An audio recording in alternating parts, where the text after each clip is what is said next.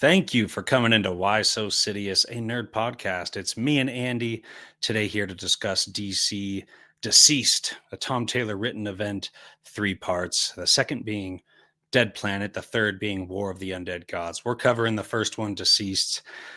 We are at Why So Sidious Pod, YouTube, Instagram, TikTok, X. We've been giving you the Week in Geeks, the nerd news. We've just covered Hickman's Ultimate Spider-Man, volumes 1, 2, and 3. So we're going to cover volume 4 as well in the future. A great little Spider-Man comic coming out. Just dropped our Sidious Star Wars roadmap, where we kind of go through 3 comics or books, 3 movies, 3 series that we would want to see coming out from Star Wars in the future. So that's what we got coming out. Let's get into this comic, Deceased. So this is an Elseworlds comic. This doesn't take place in like the main DC canon. It is a zombie invasion. We learned they're not actually zombies, and the Justice League can't save the world this time. But Andy, what did you think of this comic, sir? Yeah, so I was getting really excited to get on and read this because obviously the equivalent of it, I guess, is obviously Marvel Zombies, which has just come out as like obviously an animated series on Disney Plus, but they obviously was a comic book long before that. So to see and read the DC equivalent, which came out 2019, was it? So it's a good 6 years old now. It's been around for a little while, but yeah, super excited to get into this. I wanted to see how the heroes deal with all of it, how the obviously virus comes around, who dies, who lives. There was a lot of exciting things to get into in this, and they really went for it as well. On that front, I always hate it sometimes when they do these type of scenarios and Elseworld stuff, and they hold back a bit.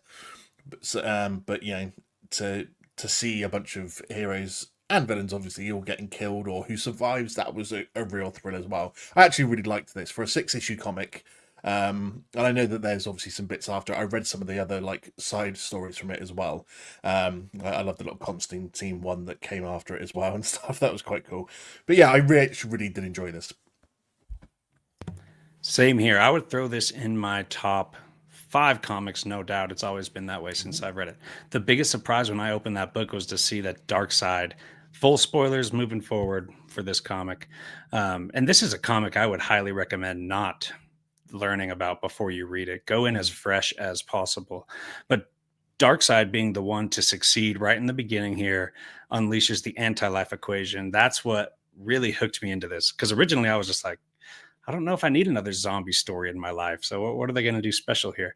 But making it Darkseid related made it feel so like a real Justice League event. So for you, what are some of the biggest standout moments? This comic is full of oh shit moments that you just don't expect because they could play with the universe and the characters because it's not the main canon. So what do you got for that? Yeah, I think the beginning's an interesting one because you always want to see how do they set it up. Is it just like a virus and stuff like that? So they made it different in the fact that Darkseid has half the anti-life equation and Cyborg has the other half. He comes to Earth, kidnaps him, and then obviously you see like just the fact that they like rip his tongue out as well, and then like poor Cyborg sitting there, no tongue in his mouth, and then Darkseid like just summons death. And then like chops off his arm or something and attaches it to Darkseid, but to Cyborg. But then obviously like Death's, I don't even know how to describe it, but like Death's DNA or something like mixes with the anti-life equation, causing this like techno-organic virus because it's been created inside of Cyborg. Affects Darkseid straight away, and he just sends Cyborg back to Earth, which is how then everyone gets infected either physically or through technology screens, which is mental. That's not something you would think of with the virus as well, like a way of spreading. So but some of the biggest moments for me, I think the end of the first issue, when basically Batman's attacked by Nightwing and Robin, and it essentially goes down and pretty much at the end of the first issue. So you're like one of the biggest hitters of all, someone that probably has contingency plans for everything, goes down immediately. Okay, he has like a little bit at the start of the next issue where he's using Dr. Freeze's suit, or Mr. Freeze's suit, to try and slow down the virus. But it takes over him pretty quickly. Alfred has to shoot him in the head, essentially, to stop him. So Batman going down is like the first big like one to go down was a big one for me. I think the way that Superman takes out Flash was a surprise as well, because like Flash gets infected and they're like someone with super speed. It's the worst case scenario, and the fact that then Superman. I love how everyone's like, you can't catch him up though. He's like, I don't have to. I'm just going to fly around the other side of the world, and he just basically like his super speed flies through him. But that's how Superman then gets infected, because he gets some like fingers or something stuck in him, doesn't he? So Yeah, I thought they were ribs, or yeah, that could be fingers. something, yeah, whatever they were, just something of the fleshy body parts get stuck in him, and then obviously Superman gets infected, and then you're like, shit, now it is going to Yeah, be game over. Um, so yeah, I thought those are like the biggest. Seeing any of the big heroes go down, obviously like Wonder Woman getting done at the end in the big battle, Cyborg getting his head ripped off by an infected Wonder Woman, yeah. that was pretty mental as well. Oh, right after she tells him like, you are the Oh cure. yeah. We're like, That oh, was there's it, some yeah, because hope. he's using the lasso of truth, isn't he, on her? And he's like, Yes. tell me, I compel you, like, tell me, is there a way to fix this? And she's like, well, it's you. The virus was created in you. You're the Alpha, the Omega, you're the beginning and end. And then, yeah, just rips his fucking, excuse my language, his head off. No, And I that's love it. that scene was so cool because it was just like after all the chaos erupted, now it's kind of calm and quiet and eerie. It's raining, and Cyborg's like, I don't know if you could speak, but I'm going to wrap this lasso around you. And then when that happens, she's like, we can speak. And then she's like, yeah, you're the cure. Then just kills him, dude. She was kind of scary, but this book was full of these moments. Mm. So I would say that I won't spoil that. I won't. I was, yeah, never Spoil mind. it. Do it. Yeah, well, Cyborg, you'll see more of him in the future. And specifically that first Batman's part, there's an emotional arc there for Alfred that really pays off in War of the Undead Gods. Really, really awesome. So yeah, don't forget about that. So Alfred shows up in War of the Undead Gods. I'll just say that Okay. in a way that you wouldn't expect, in a way that I wouldn't think would be cool, but in that story, it works it out. Um, Did the, they the, ever, did they ever show how Cyborg got a tongue back to start talking to people? Because it they kind said of, it said that his body he was provided a new tongue. He said they rebuilt him a I must have tongue. missed that bit, because it wasn't Yeah, until I finished and I was thinking, hang on a minute, he had his tongue ripped out. How did that come back? yeah. Well, did they ever explain how he got rid of the equation in the first place? Because he was straight up infected, and then it was kind of a surprise to see him later when Mm, they're fighting Titania, that giant girl. yeah. And Superman stops Wonder Woman from killing her, and then you just Cyborg blasts a Oh hole yeah, through her yeah, it head, was great. and it's like, oh, he's alive. But Yeah, no, I don't think they did. He just shows up out the blue. yeah, so they explain the revival of the tongue, but not the revival of the man. Well, Interesting. I think they said that even though he's like carrying the virus, he wasn't really infected himself, was he? Okay. So, Okay. like, because he's the one that distributes, he's like the carrier, not an infected. So, Right.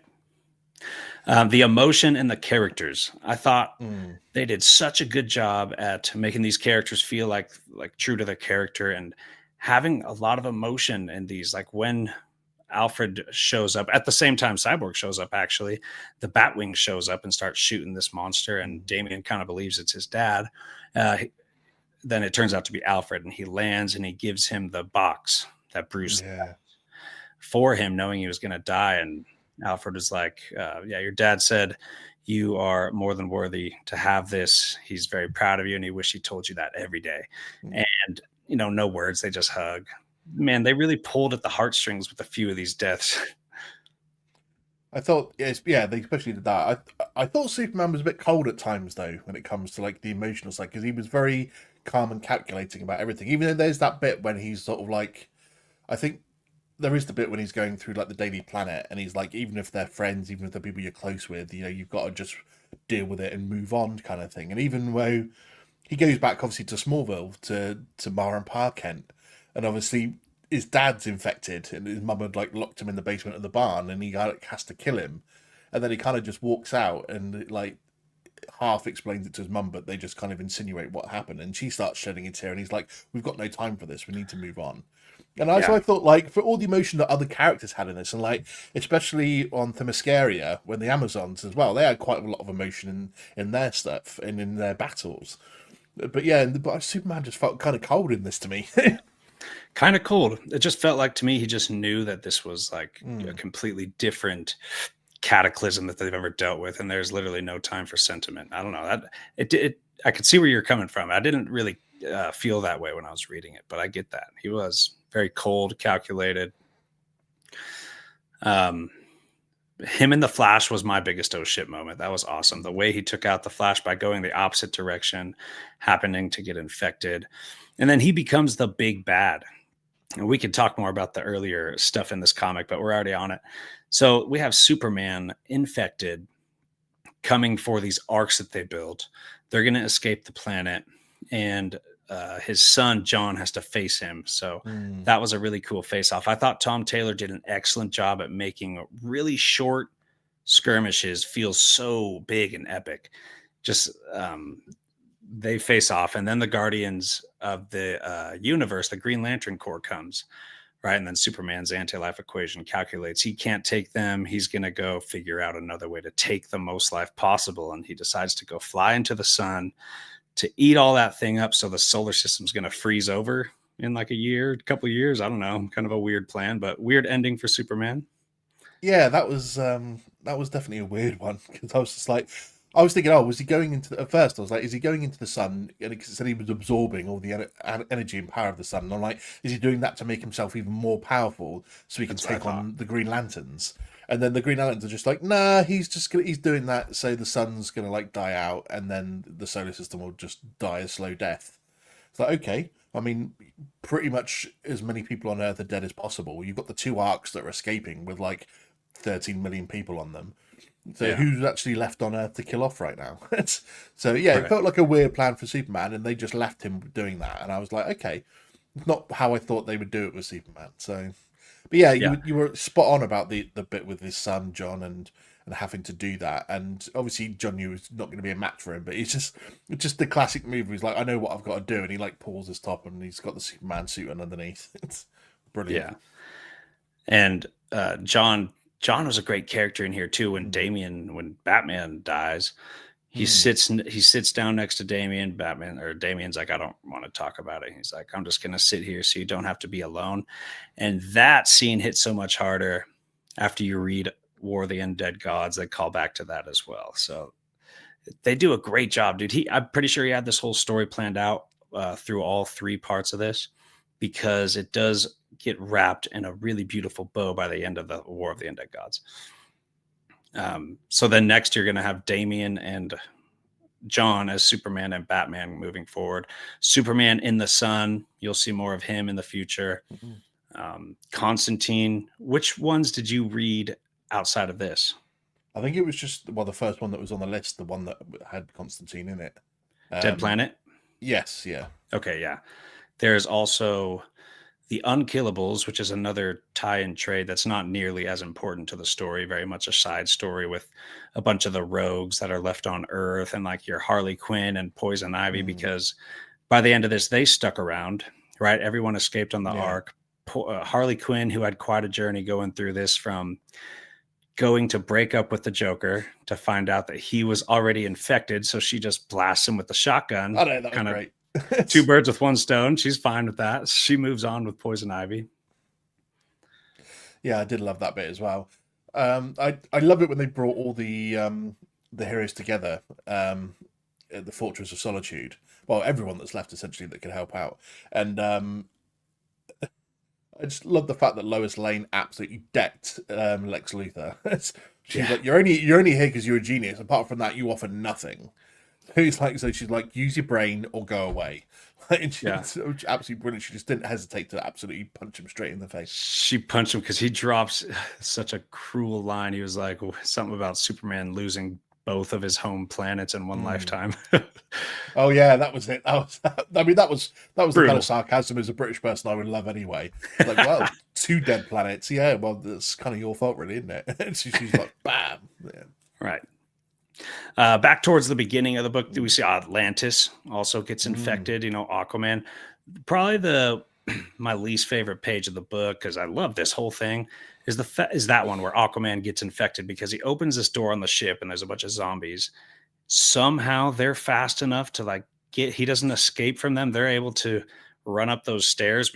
The picture clearly showed stairs in between him and the zombies. He's up on that second level with the door right behind him. Literally at the door. Just jump out. And he didn't escape, so that was annoying.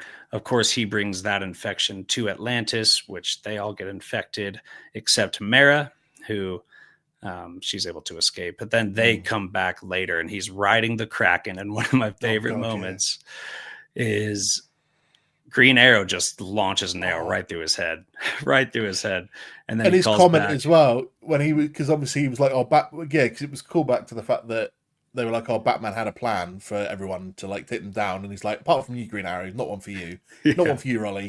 And he's like, "What am I not important enough to have a plan for?"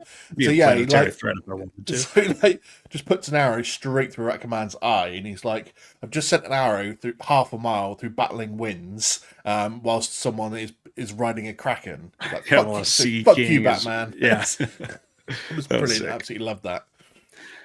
Somehow this was such a dark story, but they managed to fit a good amount of humor in there. Actually, Well, the when Aquaman attacks Atlantis, that's interesting because obviously he arrived with a bunch of like infected sharks and stuff as well. So it's not just humans that this is affecting. Obviously, it's like other animals and stuff as well. Bit weird how it was like the blood was descending through the water on them, and that's what was infecting people as well. That was like a bit of a strange twist because Mira's like, "What's all this shadow?" And they're like, "No, it's just the blood. Stay away from it." Ah. yeah. She manages to swim away, but like Tempest and everyone around there is infected. But yeah, Aquaman like riding the Kraken as they go and attack the Mascara such a good picture. Such a good picture. So yeah, they balanced the dark and the humor amazingly, in my opinion. I think he nailed the characterization. This event, it's like it could have taken place like at any given point in real DC continuity. It's like not so different where you have like Wolverine as the Winter Soldier Mm. or Reed Richards as the Maker. It's not everyone is exactly the same. It's just the event itself didn't actually take place, but it pretty much could have. That's what's so cool. Like John Kent's already born, Damien's already in the picture. Mm. All the characters are pretty much exactly what we're familiar with. So, like pound for pound, I think it's like one of the best comics ever. It's like one of the best, just 6 issues I could sit down and read. It has everything: epic power moments, a humor, emotion, character arcs. This, overarching like unbeatable threat that I really like about comics sometimes. If you really feel like if they're going to write the story and make you feel like the Justice League are actually going to die this time, it's pretty cool. It like checks off all the boxes for me. So it's, I mean, one of the best 6 issues ever. Mm. What did you think to the Captain Atom sequence where obviously Ah, he gets infected, and then what was it, Superman or was it Wonder Woman? They like go to fight him, and obviously he just explodes, and it takes out like was it they took out Washington because those multiple shorts, cities. Washington, Baltimore, and Metropolis were like the three Yeah. that got absolutely decimated. Beautiful Um, double mm. splash page, though. Just gorgeous. I think they showed like the White House blowing up, didn't they? Yeah. Like whilst they're fighting, and then He he just started there. yeah, Yeah. and then he just goes, and like there was like the biggest explosion they've ever seen, and Yeah. yeah, On the just history wipes of the out planet. three cities. It's Right. absolutely unbelievable. And the way he got infected, he was supposed to Mm. be invulnerable. And Adam, right? This is Captain Adam, but the little Yeah, guy in DC Comics is Adam, yeah, right? yeah. Okay. And then so he comes um, somehow like Ant Man does, so small that he could get inside of your body. So he infected him by going inside of his body on a cellular level and attacking his cells. So that was a pretty cool way he got infected. And then, yeah, just that giant explosion, which really put a damper in the hero's day. Yeah, clever way to get round someone who's supposed to be invulnerable is he like takes someone who obviously shrinks down, who was went inside the body of another infected person to try and do some research, gets infected himself, and then just jumps into this person's body and infects them as an invulnerable person. So yeah, Was good way to get around it. was Adam already in his body studying him when he got infected? Um, Or no? Okay, I thought that's what you said. no, I thought like Atom had tracked down and got inside the body of a already dead infected to work out what was going on, got infected himself, and then had jumped Oh, okay. I see what you mean. into Captain Atom Yeah. and Yeah, infected him right that on. way. So yeah, mental. I mean, it's a clever way as well of like with Tom Taylor writing this is you can't because obviously a lot of these heroes you can with the zombie apocalypse, for example, where you're just infected by a blood or biting someone. Half of these heroes couldn't get infected that way because they would be invulnerable to such things.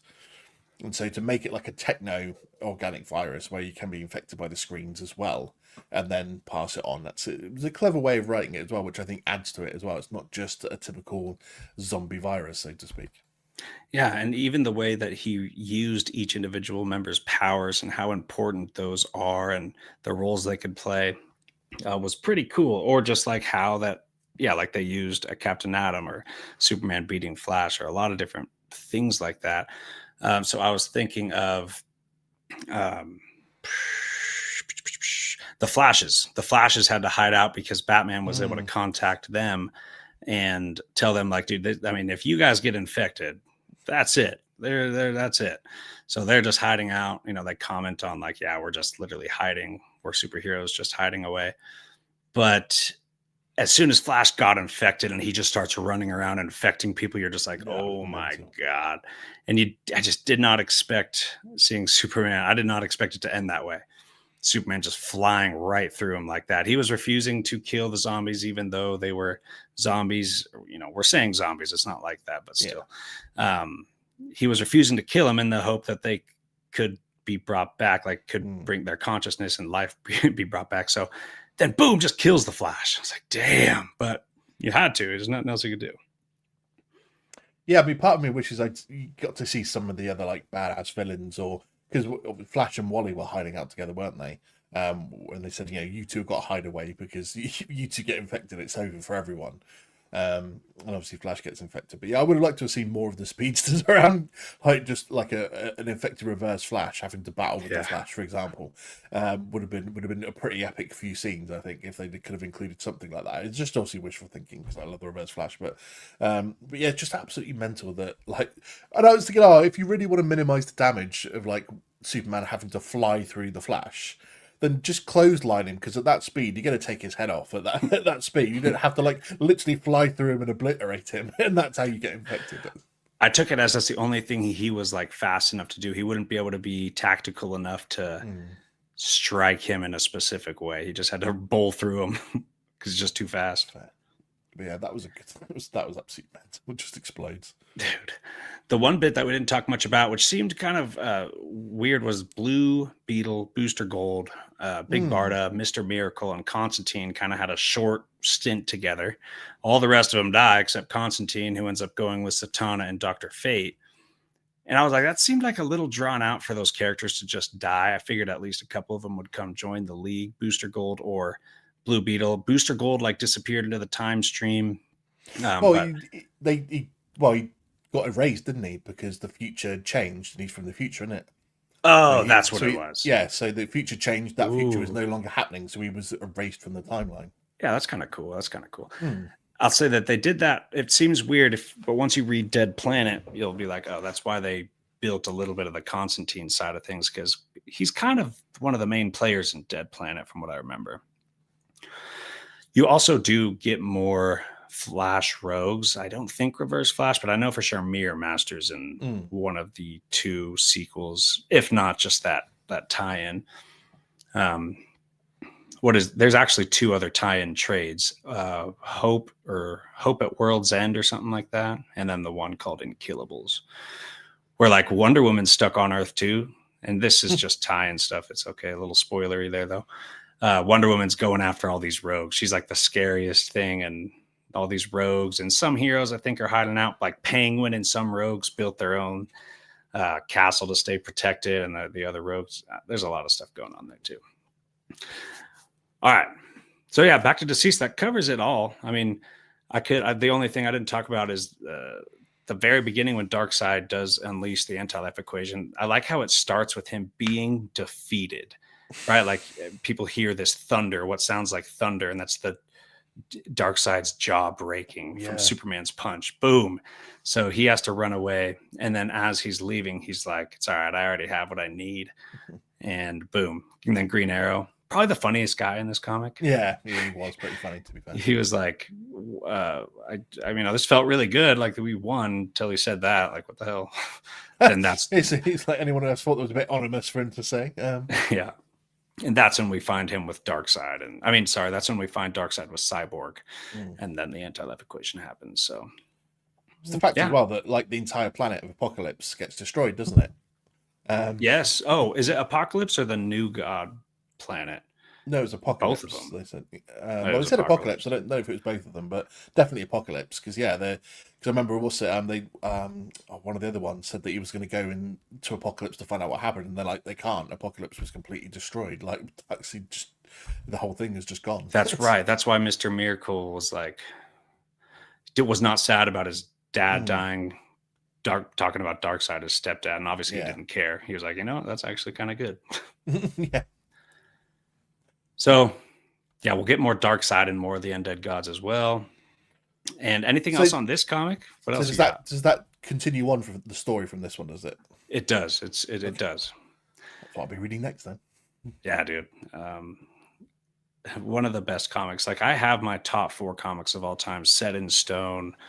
The 5th one could be any number of different comics. I don't know, but my 4 has DCeased on it, and then of course Jeff Johns' Green Lantern, Alan Moore's Swamp Thing, and Jonathan Hickman's Avengers, Secret Wars, all that stuff. So DCeased, dude, is 100% one of my favorites. Just couldn't Yeah, recommend it more. Do you think this is better for a new reader or someone who's already kind of used to the characters?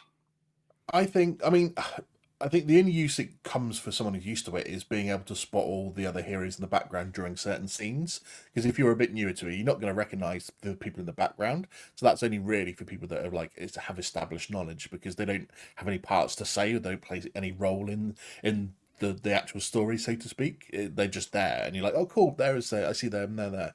So for a new reader that doesn't know much about it, only really knows like some of the main heroes, it's a good story to go in because it's you don't have to have a full on knowledge. It's not linked to anything really in terms of Mhm. like a continuation story for the main continuity. So yeah, I think it's probably better for a new person. But if you are established with it and you know pretty much all the DC heroes and villains, it's just you get cool moments seeing some of them in the background and just seeing some of them get absolutely destroyed at Yeah. various points. I think some of the character arcs hit deeper with a comfortability with the Mm, characters. yeah. But I think at the same time, it is very contained, self isolated, totally has its own beginning and end. But yeah, something about a lot of the emotional things, with Damien and John, as long as you know people's existence and you kind of know the characters, I think it's totally fine. Uh, but yeah, some of that stuff really hits hard, especially once you get to the 3rd one. So we'll see how that goes. I mean, obviously, you got to. It's probably only natural to compare it to like the Marvel Zombies comic.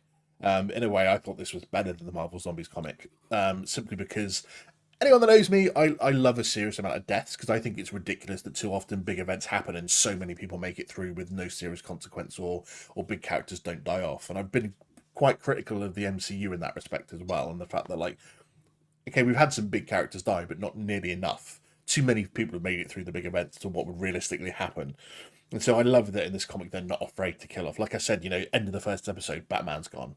So you one of probably the next to Superman, one of the most recognizable heroes in real life. So it's just the fact that they're gone straight away. So and then systematically all the big heroes kind of drop really. So and you're kind of left with the Sons or the continuations or the B roster, so to speak. If I don't be too cruel, we didn't even talk about the fact that like Black Canary becomes a Green Lantern either Oh, yeah, after killing Hal Jordan that's right. with a siren scream. So I just remember the shot of Hal Jordan zombified, but just aura farming with these green flames once he bursts out of the tent. I was like, oh, that goes kind of hard. But yeah, what was it? They were all camping out, excited yeah, about so winning like let's against take one Darkseid. day off. Yeah, let's take one day off and go camping. Yeah. Yeah. And then he's like, yeah, you guys dragged me out here. And he's like, yeah, you don't have much willpower. He's like, I'm known intergalactically for my willpower. And he's like, well, you're still here camping with us. Yeah, Yeah. and then he obviously checks his phone, gets infected, and then yeah, he's about to take out Ollie, wasn't he? And then Black Right. Canary just screams at him, and just that instantly kills him. Yeah. Like, Green and the Arrow fact was that pissed too. Superman hears that as well when he comes like running down, going, "What the hell has Right. happened?" Yeah. The fact that yeah, He kept having to respond to screams. He'd be talking mm, to Lois. Someone's screaming. Gotta go. He did that like 3 times. just the fact that yeah, obviously Hal's dead on the ground, and the lantern ring just comes up and goes straight to her, and she's just like, okay. Like, and the fact that later on she uses that, doesn't she? Because she uses the ring to create a massive speakerphone that she can Yeah. just scream through. Amplify I the. think that was at Superman, wasn't it? And then she tries to use that as a shield to stop him coming through and getting her. So that was an unexpected twist that I didn't expect. So see, that's what's good about these Elseworld stories is that you can have things like that happen. I don't know because I'm taking that. You probably might know this better than me, but I take it that Black Canary doesn't actually become a Green Lantern at any point in the main continuity of the DC universe. Yeah, no. I don't don't think think she's so. pure enough to become a Green Lantern, is she? Right. Can't be rocking around with booty shorts and fishnets and be no. But Tom Taylor, dude, excellent, excellent, excellent writer. He does the Elseworld stuff. Like you said, you have the freedom in these Elseworlds projects to do things that you don't expect, and they didn't hold back, dude. It was completely no holds barred. You saw Barry Allen torn into mush. I mean, you saw everything. A ton of people just died. So, he's the guy who did Injustice. Wrote Injustice. Did you read and like that one? Yeah. I mean, Injustice has always been a good story, I think. So I love seeing these guys popping up all the time and coming up with these type of things. And like you said, Elseworld Stories is a chance to always go free, and I kind of like that sometimes, stepping out of the main continuity and just reading a random story of it's just essentially like What If, isn't it? So totally. Well, if that's it, if you have nothing else, we could wrap it up. Yeah, it's all good. Well, thanks for joining us on Why So Sidious. Stay tuned for our coverage of both Dead Planet and War of the Undead Gods. I think we sold Andy on this comic. You liked it? Yeah, man, definitely. Yeah. Right on. More than Ultimate Spider-Man? Ooh, interesting. I think because there's more of Ultimate Spider-Man yet to come. So until that final story is finished. But this was only a short series as well, so 6 series. But I did really enjoy this, to be fair. It was a really good read. So yeah, really fun. We'll keep covering nerd news. We'll keep covering movie reviews, show reviews. We have Alien Earth. Oh yeah, Saturday 9 a.m. PST. Yeah. Join us because we're going to do a little bit of a Week in Geek, and then we're going to do an Alien Earth review as well. There you go, a 2-for-1 episode day for Dave, Caleb, and Andy. So check that out. Give them some love, and stay up to date on nerd news. Thanks for coming in. We'll see you next time.